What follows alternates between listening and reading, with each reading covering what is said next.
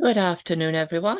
You should, while we get everyone ready for this and get everything set up, we will begin in a moment. You should be here for the webinar, Qualitative Data Collection.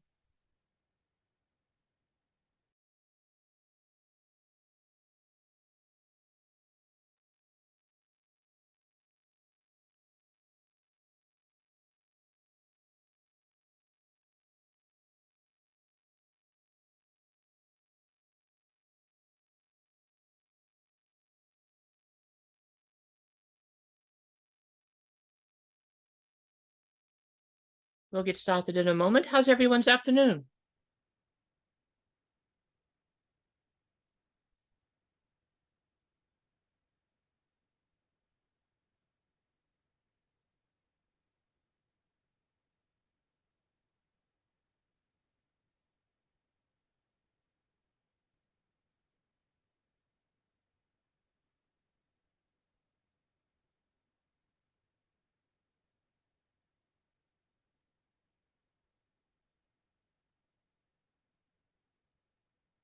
Okay, it is 4 o'clock Eastern United States time, so let us begin.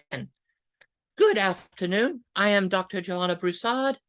I am a qualitative research mentor here at Statistics Solutions, and we are a full-service dissertation consulting company able to help you with all of your dissertation needs, from topic development through turning your dissertation into a publishable quality article. So that being said, this is time for our webinar, Qualitative Data Collection. Now, before we begin, I just want you to know that it will be unlikely that I will be able to have time to really, or the information needed to answer detailed questions about your specific research projects. However, I will attempt to answer any questions that arise as accurately and as thoroughly as I can while maintaining a standard flow. Please either type your question into the chat or use the Q&A bubble. I do try to respond to questions as they come, simply because when you receive a recorded copy of the webinar within 1 week, which you will, this way you will have the content I was talking about, you will have me reading out the question, and then you will have me giving a response. 1, 2, 3, to help further connect everything in your mind as you go back over it. So with that said, let us begin, shall we? Now, this is an overview of the webinar. We will be going over some general considerations. We will go over developing instruments and questions, sampling and recruitment. Then we will talk about the most common types of data collection methods: semi-structured interviews, focus groups, surveys, document analysis, and observation. We will then conclude with tips for best practices. So, good afternoon, Latanga. So let's talk about some general considerations, shall we? Qualitative data collection is time-consuming. It is something that you really will be spending, for the most part, a good amount of time doing. With quantitative data collection, you may spend a lot of time upfront finding or vetting an instrument with which to collect your data. But then once you've got your data, which you send out the survey link, people respond, you put it through your data analysis software, it spits out some numbers, you spend a bit of time analyzing it. I'm not trying to be reductionist, but that's a general framework for quantitative data analysis. With qualitative, you will most likely be developing your own instrument. That will take time. Then you might have to vet it. You might have to have it run through to be checked for accuracy and to be checked against your research questions. Then you will spend time in the field collecting data in real time from participants, either one at a time or a few people at a time in a small focus group. So data collection And then analysis is something that does take a considerable amount of time. So as you're planning your study, especially if you are in the prospectus phases, you need to consider this in your plans. This will take time. You need to think about how you will record the data that you collect. Your phone can record data, laptops can record data, digital audio recorders can record data, Zoom can record data. You have options, but then once you've recorded the data, you have to think about how you will go about transcribing that data. We can talk a little bit more about that at the end. And what type of data do you need to collect to answer your research questions? This will be a primary consideration. The data collection method you use should be something that will get you the information to answer your research questions. You may have multiple options, and so we'll think about what we'll need to be thinking about: time, as well as the questions, the purpose, and the problem. And when we get to the specific data collection methods, we'll talk more about this. But as you plan, you do need to think about your RQs. Those 1, 2, 3 primary questions that drive your study that you're trying to answer. What type of data will be able to answer them?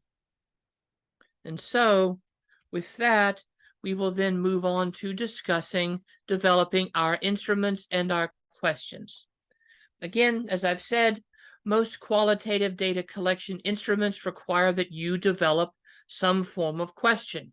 You, as the qualitative researcher, are the primary data collection instrument.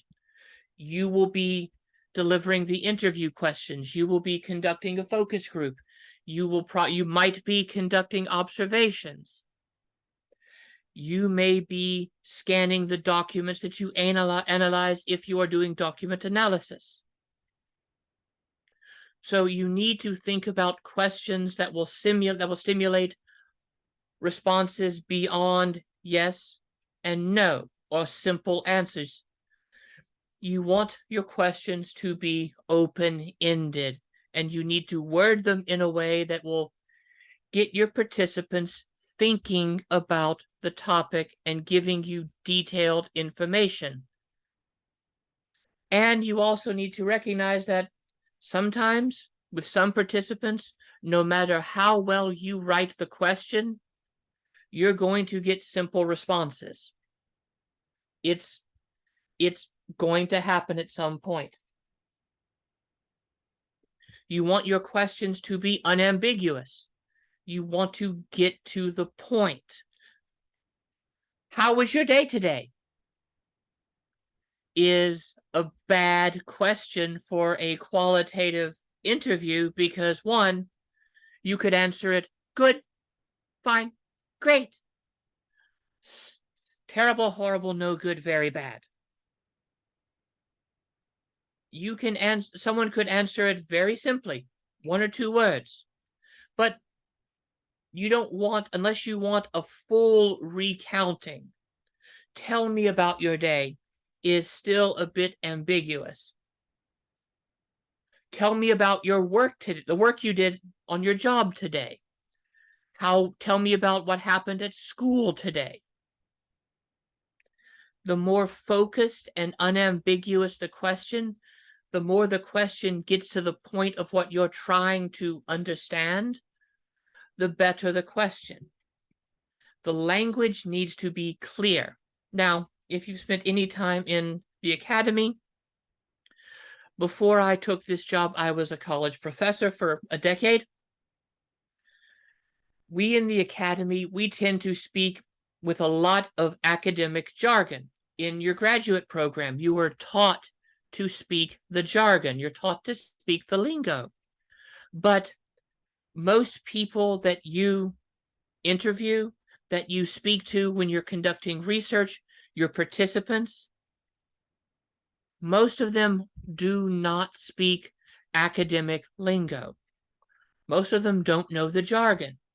Most of them don't speak with a level of precision and intent that we, as in the academy, are trained and trained our students to write with.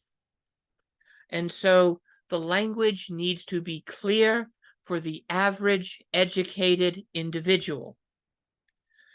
Consider this: the average educated American speaks and reads on a 6th grade reading level. That's a far cry from what we are trained to speak and read at in graduate school. And so we need to think about making sure our language is clear for our participants so that they understand what it is that we're asking them. Our language needs to be unbiased in its wording. We don't want to lead our participants to respond in a certain way. We simply want them to respond openly and honestly, so that way we get their perspectives, their experiences. This is not something that comes naturally. This is not something that is easy to do the first time around. It is something that we get better at with practice. It's one reason why when we're developing our interview protocol, our focus group protocol, and things of that nature, we submit it to review by faculty members, people who have more experience conducting the research. And we want our questions to be narrow so as to define the focus of our inquiry. One thing I've told students and one thing I tell clients: with qualitative research, sometimes you get what you get because participants will say what they're going to say. It might not be what you expected. It might not really be what you want, but sometimes you get what you get. You can minimize the randomness if our questions focus the line of inquiry on what it is we are trying to learn. So these are things to keep in mind, that you're probably not going to go with your first, second, or even third draft of your questions. They will probably need several rounds of revision, just like everything else in the dissertation process. That's okay. The more they're revised and the more focused they are before you start gathering your data, the better the data you collect will be, the easier it will be for you to analyze, and the more likely you will be to get good, meaningful results that you can do something with. So, once we have our data collection instrument in place, we can then move on to sampling and recruitment. Regardless of whether you are interviewing people, conducting focus groups, observing a festival, analyzing documents, you will likely be using some non-random form of sampling, because you want to get participants who can actually provide you with the answers you're searching for. If you're looking for people who taught special needs students during COVID, you don't want a random section of the people who were around during COVID. You want to seek out people who were teachers during COVID. Maybe you want to focus on special needs classroom teachers, or they had to have maybe have a certain percentage of special needs students. So you will be going for a non-random sample. The two most common types of non-random sampling we use are purposive and snowball. With purposive, you seek out participants who you believe have specific backgrounds or knowledge. If you're looking for people who started up a business during COVID, you will then seek out people who are business owners and whose business began in the year 2020, maybe 2021. You want with purposive sampling, you want the people you select to be able to have the knowledge, the experience, and the perspectives that you are looking for. It's often used in educational research. Most of my clients are education clients, and so they're looking for a specific type of educator. A person who taught English to non-native speakers in middle school. So they will seek out middle school ESL teachers. English as second language. If, depending on where you are, it's English as second language, English for non-native speakers, and so on and so forth. But they will seek out people who taught that particular subject to that particular group of people. Snowball sampling. Snowball sampling is where you have a very small sample population that you begin with, like say 2 or 3 people, and then you ask each one of those participants to refer you to 1, 2, or 3 more. So that way, like a snowball that rolls down a hill and gets bigger, your sample size grows larger, because if this person recommends you 2 people and one of them says yes, and then that person recommends 2 and 1, and then each time it gets bigger and bigger and bigger, you end up with a good size sample population.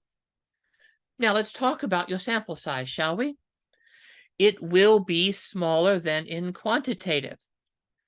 A lot of that does have to do with the fact that you are looking for very specific character traits, and since traditional qualitative data analysis involves transcribing interview data, that takes time. And so you want to limit the amount of time that it took, especially when you have to do it by hand. There are digital tools now to make it easier. When I conducted my dissertation research, the only options were do it yourself by hand or hire a transcriptionist who would then do it by hand. And so the small sample size is to make this feasible. But the trick is you want it large enough to ensure diversity and representativeness of the sample for the population, but you want it small enough to allow for an in-depth exploration on the topic in a manageable way. There's not a set rule for determining sample size in your research. Sometimes the appropriate sample size will vary with your research context. If you're doing a case study, the sample size is likely to be that case, which may be 1 to 3 participants if you're interviewing, say, math teachers at a particular school. Or perhaps you're doing an ethnography of a particular festival or ritual. You might have 2 or 3 primary interlocutors, or key informants, as they've previously been called, to help you with your observations and to help make sense of things.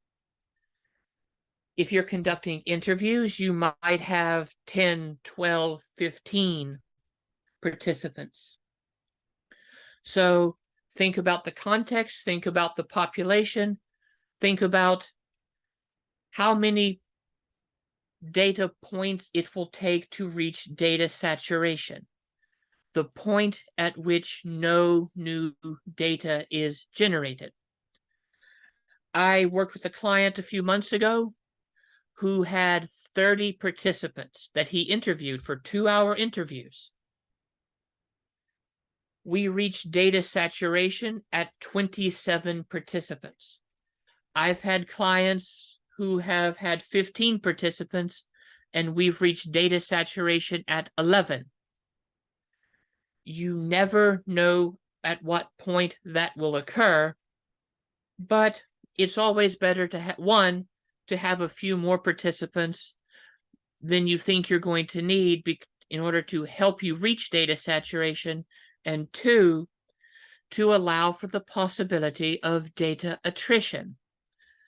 Sometimes participants might get a little nervous and they don't want, and they request that their data be pulled from the study. An ethical researcher will pull that data and not consider it. And so you want to have a few more just in case that happens, so that way you're not scrambling. I've even had clients here their schools have mandated a minimum number of participants. So be sure to check with your chair, with your department, and your graduate school to make sure that you do or do not have a minimum number of participants. And then I would consider adding 2 to 3 participants to that minimum just to be on the safe side. So now we're going to move on to talking about data collection method. We're going to start with semi-structured interviews. This is by far the most common form of qualitative data collection. This is usually done one-on-one, just like you would see an interview on, say, 60 Minutes or Dateline. You have one person asking questions in a conversational setting where the participant then provides responses. Interviews are really good because they allow for deep diving into a person's experiences and perceptions. You can spend one-on-one time with a person. And this does facilitate exploring sensitive topics. And this doesn't just mean like sex or crime or drug use. This could be perceptions of one's employer. It's a lot easier to get people to open up in private when people that they work with, people they interact with, or perhaps might interact with after the fact, aren't there to quote unquote judge them. Whether these people judge them or not is immaterial. We all have likely at some point felt that others were judging us when we shared things that were vulnerable topics, that were sensitive. And so it's easier one-on-one because there are fewer eyes looking on when a person is talking. Now, an interview can be time-consuming. As most are between 45 to 60 minutes per interview session. So if you have, say, 15 participants, that could be 15 hours of interview time. And that in itself can take a few weeks to a few months to collect all of those interview data points. And if you're transcribing by hand, as I had to, as I mentioned, it can take upwards of 3 hours to transcribe an hour-long interview accurately. And the quality of the data you collect is heavily dependent upon the researcher's interviewing skills. How good you are at presenting the questions, at building rapport, at following up. So all of these things can affect the data you get. Should you not have time to conduct individual interviews, a lot of people will opt for a focus group. Because a focus group is, as I'm sure you've maybe seen on the news, you've seen in a class, you've read about in studies, maybe you've participated in one. You get a small, diverse group of participants discussing a topic guided by the moderator. The goal then is to get collective insights and opinions on the topic. You might have 6 to 8 participants, anything more than that, and it can be hard to give everyone a chance to speak. These are really good because you can gather a range of perspectives on one setting, and you can get a large amount of data at a fairly quick clip. A focus group session is usually between 45 minutes to 90 minutes, and you're collecting data from 6, 7, 8, maybe 9 participants. Keep in mind, the larger the group, the harder it can be to give, as I said, give everyone a chance to speak, and keep control of the group and keep the conversation flowing. Because focus groups, like if you've been in any group project situation, they can be influenced by group dynamics and personalities. Strong personalities, more outgoing people tend to talk more in a focus group, whereas more introverted people are more likely to hang back and say, well, if they really want my perspective, they will ask me directly. So you may have to think about how well you are at paying attention for who's talking, who's not talking, and to help bring out those other voices so that way everyone feels that they've contributed. Participants, as I've said, are often hesitant to share sensitive data. This can be about criminal activities, trauma, sex, drug use. If you're interviewing employees about a new work policy, the fear of office gossip, the fear of someone then sharing what they said to a supervisor, and before you say, but we ask them to maintain confidentiality and not to talk about it. We do. But we can't always guarantee that that will happen once the focus group is ended. And so that is another drawback. And it's really hard to gather the level of in-depth data with a focus group that we can with individual interviews, because the interviews allow for one-on-one time. People talk more because sometimes we get nervous when there's silence and we want to fill that void. And so they'll talk, they'll go into detail. You can ask for more follow-up probes with an individual interview than you can with a focus group, because you want everyone to get a chance to speak.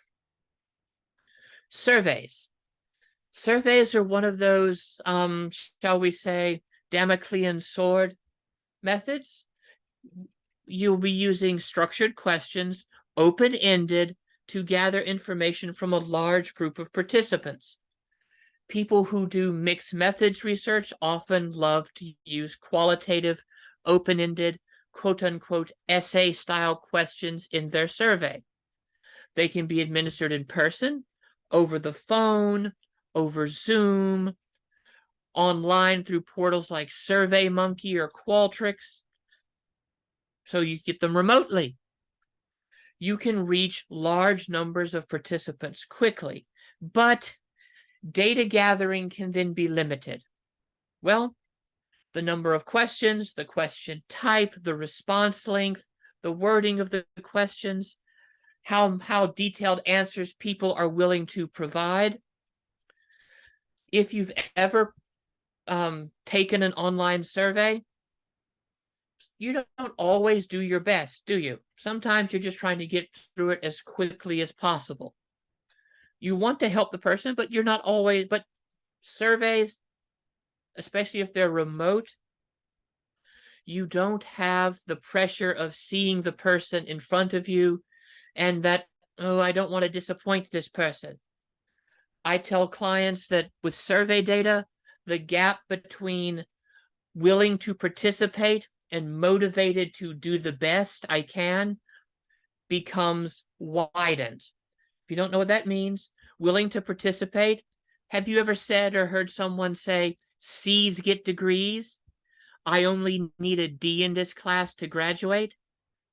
That's, I'm willing to participate. I'll do what I have to get what I need to out of it, but that's not, I want to go above and beyond to make sure I do the best I can and have the best experience. Whereas the person who goes to the professor's office because I got an A minus, I want to understand what I can do to be better next time.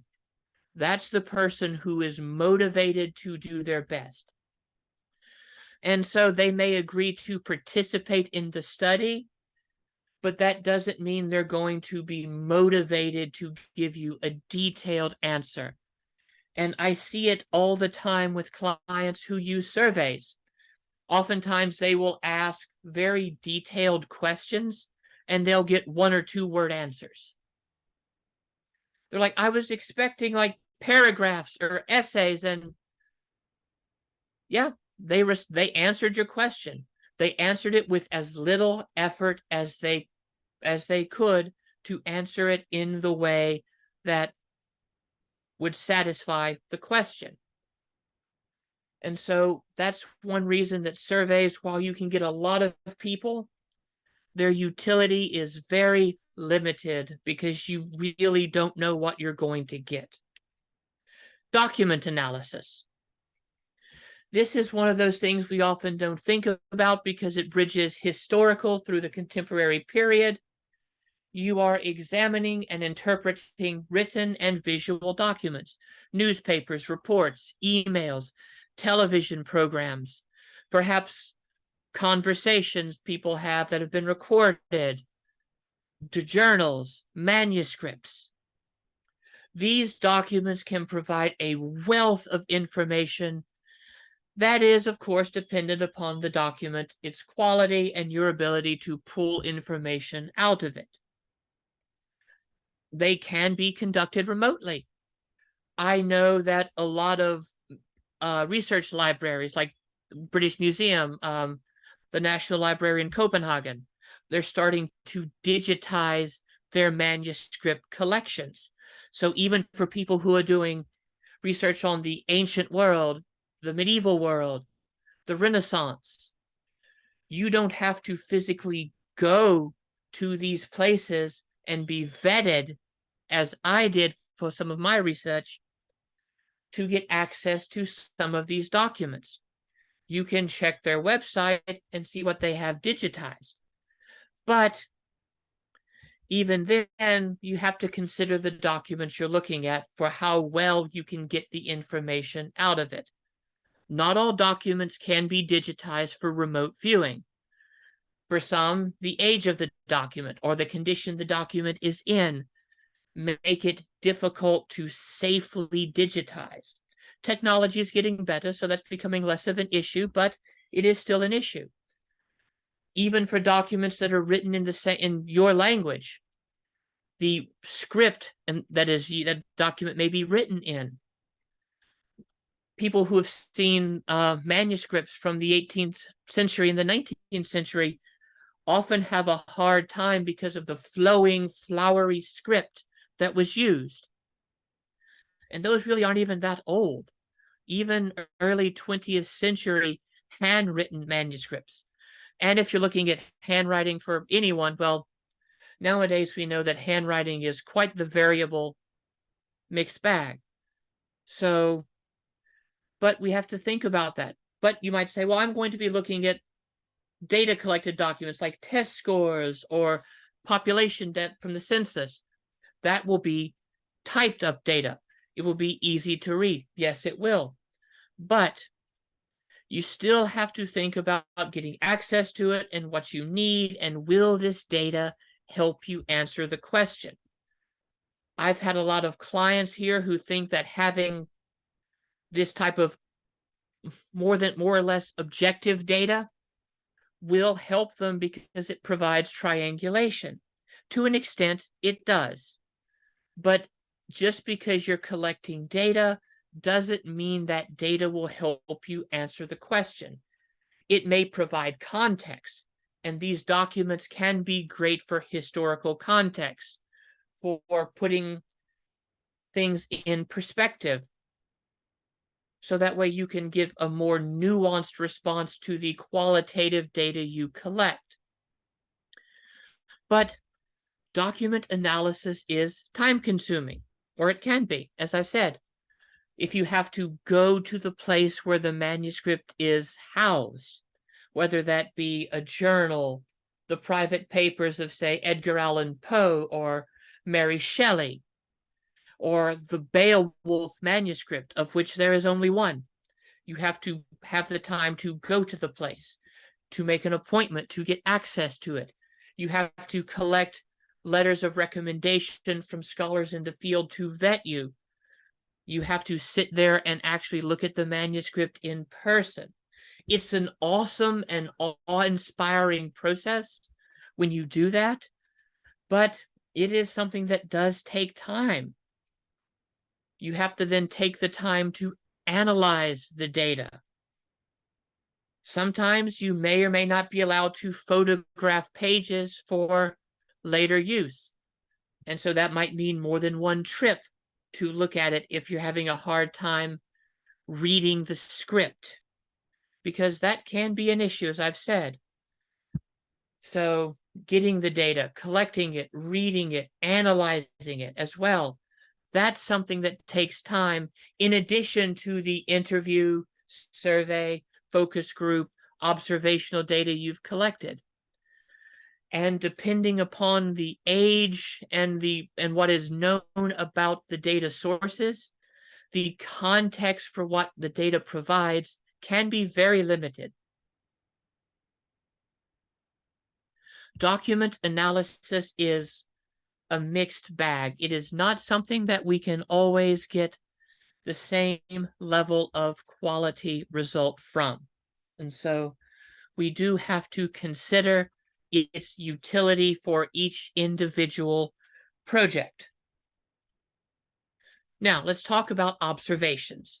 This will range and run the gamut from simply sitting in on a class, a lecture, maybe watching someone perform surgery if you're doing something like that, to full participant observation that is the hallmark of anthropological and ethnographic research.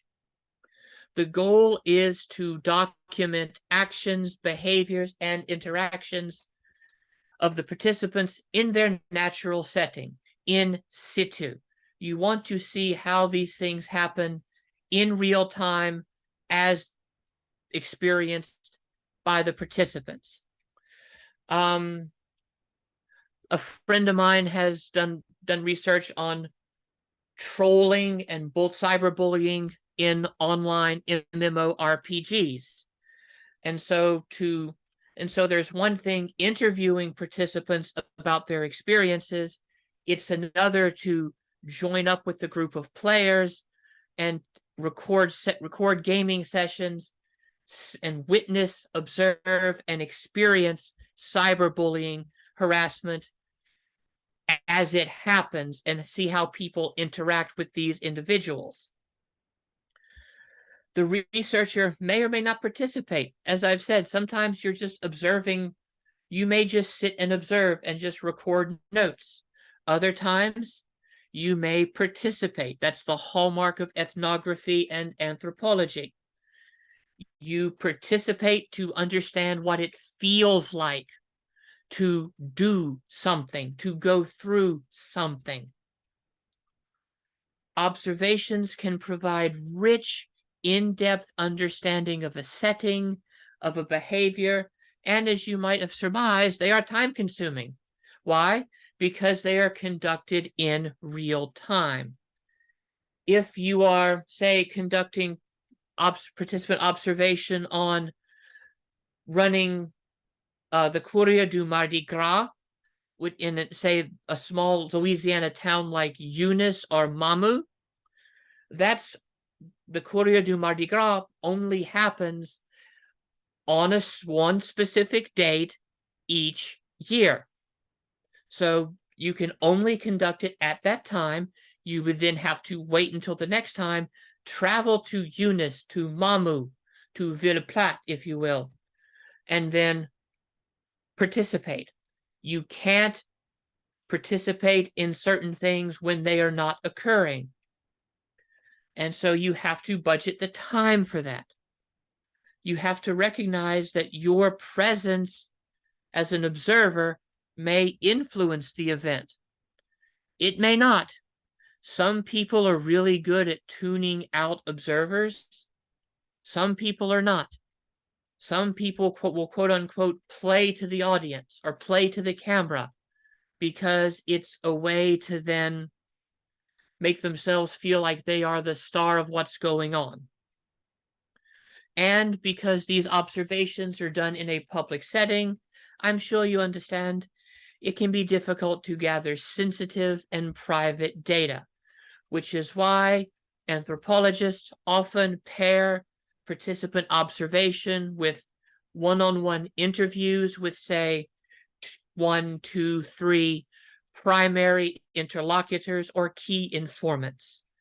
So that way they can get detailed data from individuals who they have purposefully identified as being, say, in culture experts, people who are from the culture, who are knowledgeable and can help guide them to what to do, to how to understand things from an insider's perspective. And so these are the primary ways that we will gather data. And so let's then conclude with some tips for best practices, shall we? Again, you need to consider the research questions and your purpose statement. What are you trying to understand? How in-depth do you need to go to with data collection to understand it? If you are trying to understand a ritual practice of a group of people, you will likely be doing observations and possibly interviews, because you will need to see the ritual performed and then talk to the people who went through it, maybe who performed it. Depending on what you, again, a lot of this, how much time do you have? Think about the context. Consider your role. Consider your skill set. Consider ethics. There may be specific ethical considerations that make some forms of data collection something you're more comfortable doing than others. Something that would be better suggested. Talk to your chair, talk to your committee. They are there to help guide you through this process. And validate the data. You have to make sure that the data you gather is valid. It's good. It's accurate. Be open to adapting your data collection plan. There's a famous quote attributed to John Lennon. Life happens while you're busy making other plans. We all saw that in 2020, didn't we? I know we're all tired of COVID, but many researchers who had plans for in-person data collection had to switch that up to online data collection from a virtual safe distance. It had to be done.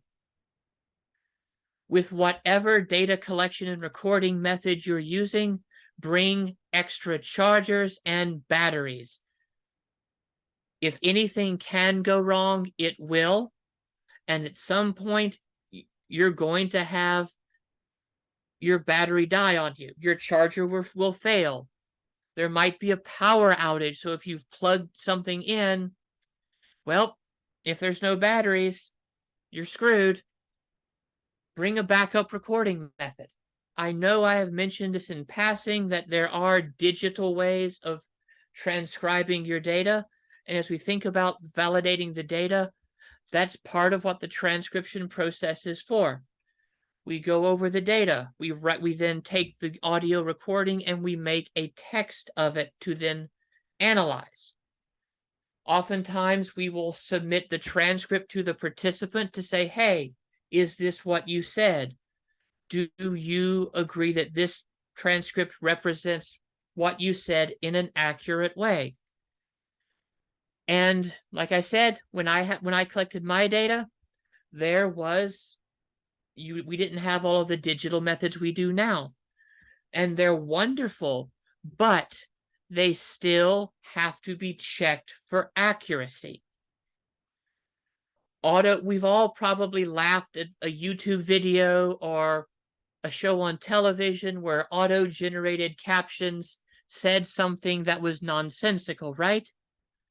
It's something that does happen, simply because, well, sometimes people don't speak clearly, sometimes people speak too fast, sometimes an accent is too thick. And that's something I've noticed with my own speech, in my own research. It can be something that these things happen. I've had clients who have said, "Oh, there's no issue. I use Otter AI." Like, yeah, it's great, but it's not perfect. And I have seen the quality of transcript that Otter AI produces vary widely from someone who it's their first day learning a language to someone who is natively fluent. And so just because an automated service transcribed it for you does not mean you don't need to check it for accuracy. So these are things we have to think about because the quality of our data analysis rests upon the quality of the data collected. You can't get a good analysis out of bad data. So we do have to make sure that we validate and we check our data and we get the best data that we can.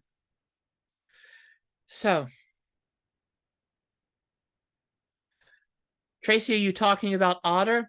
I've seen some of its transcriptions be nonsensical to the point that I have no idea. Oh, in vivo. I've never used in vivo's transcription, but that's the in vivo is great for managing your data. Again, with any form of automated transcription, with any form of AI, you have to check it for accuracy. It's not going to be perfect. And according to Tracy's experience, which I've never used, so I can't say anything about in vivo is horrid, I would say if you're really good at rolling dice, maybe Otter, but if you don't want to take the chance, there are professional transcription services. That takes time. That there's a lot. I mean, that's the thing is it's a Google search. I don't remember the name of the one that we reach out to and someone requests it. We don't do it in-house, but there are numerous professional transcription services. Back when I was an adjunct, I would do it for others, but it's too time-consuming now with a full-time job and a family for me to actually do transcription. So it's something that, look for transcription services. Look for, there are, I don't want to recommend one because I've never personally used them.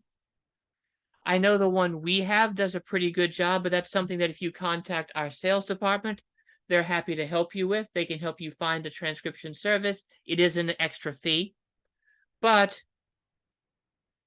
but transcription is often something I would suggest, and I always suggest it to students, do it yourself. At least try to do it yourself because that helps you familiarize yourself with the data. Yeah, transcription is time consuming and meticulous. It's the best way to know that you know what the data says, and it's the more familiar you are with the data, the easier the analysis becomes.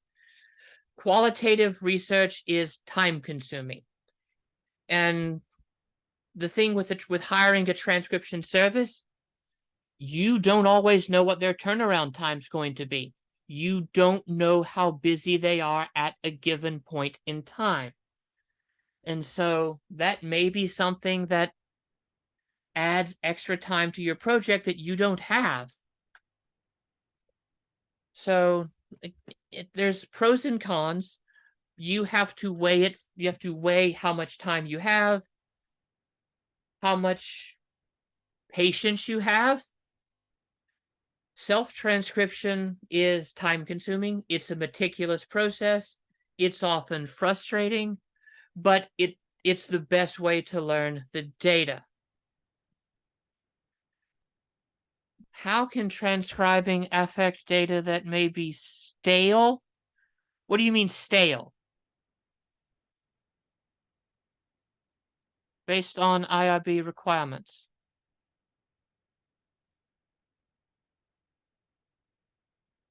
What do you mean by stale data? Old data? Outdated? Or, oh, too long in use, not analyzed in a timely fashion? Depending on, it depends on how old it is. I mean, data, I'm not familiar with the degradation rates of digital data collection methods, but analog data does degrade over time. It's just like any old school form. Paper rots, dries out. Parchment can go brittle. Bookworms. Now we call that someone who voraciously reads books, but that was a worm that used to burrow in parchment manuscripts and devour them. And things like that. So transcribing doesn't affect the data itself, but age can affect the quality of what's left to you. Age, collection method, your familiarity with the language it was collected in, or what are you going for just the words, or are you doing linguistic analysis and thus need, say, phonology? So all of these things you have to weigh. Everything is going to be different. It's difficult to say.